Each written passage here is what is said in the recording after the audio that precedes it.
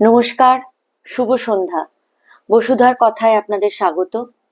গতকালকের যে আলোচনা করছিলাম দ্য টিচিংস অফ রামান মাহার্ষিতে, এবং মহর্ষি যেখানে বলছেন যে সেলফ রিয়েলাইজেশন না হলে সমস্ত বিদ্যা, সমস্ত শিক্ষা, সমস্ত অর্জিত জ্ঞান যার আসলে কোনো অর্থ থাকে না, সেটারই কন্টিনিউয়েশনে আজকের এই পরবর্তী আলোচনা।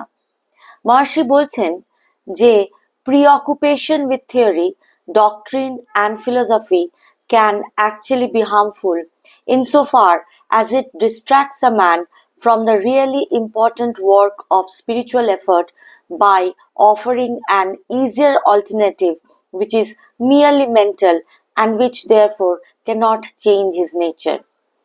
অর্থাৎ এই যে আমরা জ্ঞান বাইরে থেকে যেটা সংগ্রহ করি, সেটা যদি একটা আন্তরিক কানেকশনের সঙ্গে যুক্ত না হয়, সেটা যদি ব্যবহারিক জীবনে না আসে, তাহলে এই জ্ঞান কি হয়ে যায়?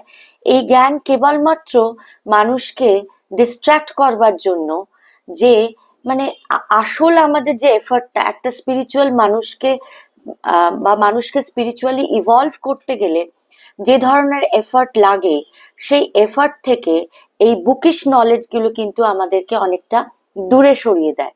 আমাদের মনে হয় যে আমরা অনেক জ্ঞান সংগ্রহ করলাম, আমরা অনেক তথ্য সংগ্রহ করলাম, আমরা অনেক কিছু জানলাম, কিন্তু যেহেতু সেটা জীবনের সঙ্গে জুড়লো না, জীবনের ইমপ্লিমেন্টেশনের সঙ্গে জুড়লো না, তো তখন সেই জ্ঞানটা কিন্তু কেবলমাত্র একটা ডিস্ট্রাকশন হয়ে রয়ে গেল, এবং সেটা কিন্তু আমাকে মানুষ হিসেবে চেঞ্জ করলো না।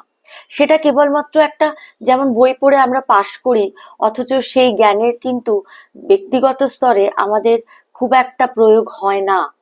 সেই জন্যই কিন্তু অধিকাংশ পড়াশোনা আজকের দিনে দাঁড়িয়ে বড় বড় বেশি রেজাল্ট ওরিয়েন্টেড হয়ে গেছে, কিন্তু পড়াশোনার যে আসল উদ্দেশ্য, সেটা থেকে আমরা কিন্তু অনেক পিছিয়ে গেছি। তো সেইখানটা মহর্ষি বারবার করে হার্প করছেন যে কেবলমাত্র জ্ঞান সংগ্রহ করে যদি সেটাকে রেখে দিই এবং সেটা যদি জীবনের সঙ্গে কোনোভাবে জড়িত না হয়, জীবন চর্চার সঙ্গে জড়িত না হয়, তাহলে সেই জ্ঞান কিন্তু মানুষ হিসেবে আমাকে কখনো উন্নত করতে পারছে না। বরঞ্চ উনি বলছেন, it is those who are not learned that are saved rather than those whose ego has not yet subsided in spite of their learning. অর্থাৎ যে মানুষের জ্ঞান কম, তার ইগো নেই, এবং যে মানুষের জ্ঞান অনেক বেশি, অর্জিত জ্ঞান অনেক বেশি, অথচ তার ইগো যায়নি ভেতর থেকে, সে কিন্তু মানুষ হিসেবে অনেক নিচু স্তরের মানুষ। কারণ সমস্ত স্পিরিচুয়ালিটির প্রথম প্রধান লক্ষ্য হচ্ছে আমাদের ইগো থেকে নিজেদেরকে বার করা, দ্যাট আই। সেই আই থেকে নিজেকে বের করা কিন্তু এই স্পিরিচুয়াল জার্নির একটা ইন্টিগ্রাল পার্ট। এবং বেশি বই পড়ে বেশি জ্ঞান লাভ করলাম, অথচ আমার ভেতর থেকে সেই ইগো গেল না, সেই আই গেল না, তার থেকে বরঞ্চ ভালো সেই মানুষটি যার হয়তো অত জ্ঞানগম্যি নেই, কিন্তু তার ইগোও অতটা নয়।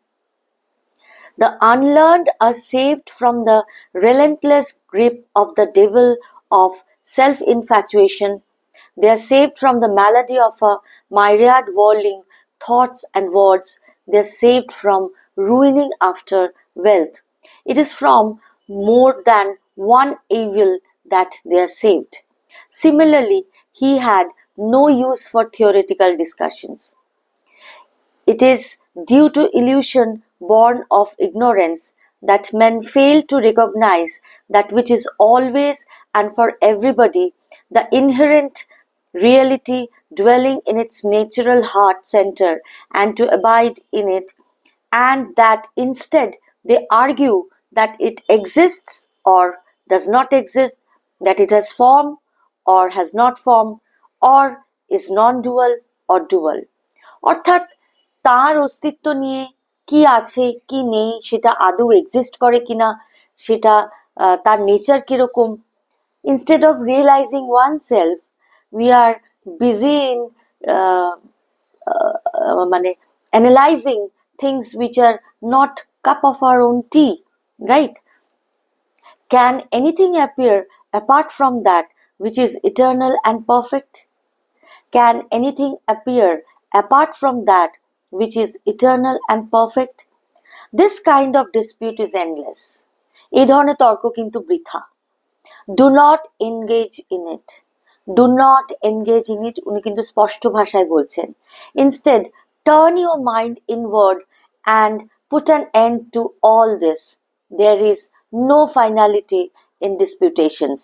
Ultimately, even the scriptures are useless.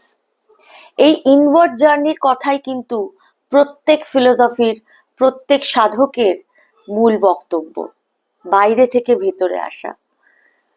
তো সেই ইনওয়ার্ড জার্নির কথা কিন্তু আমরা বুদ্ধিস্ট ফিলোসফারদের কাছ থেকেও পেয়েছি। আমি যে বইটি আপনাদের কাছে পড়ে শুনিয়েছি, নোমাড নো লোটাস বলে, সেখানেও বারবার সেই ইনওয়ার্ড জার্নির টেকনিকের কথা বলা হয়েছে।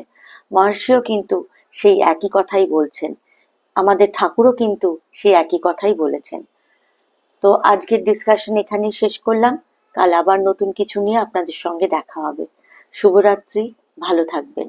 सर्वे भवन्तु सुखिनः, सर्वे सन्तु निरामया, सर्वे भद्राणि पश्यन्तु, मा कश्चित् दुःखभाग् भवेत्।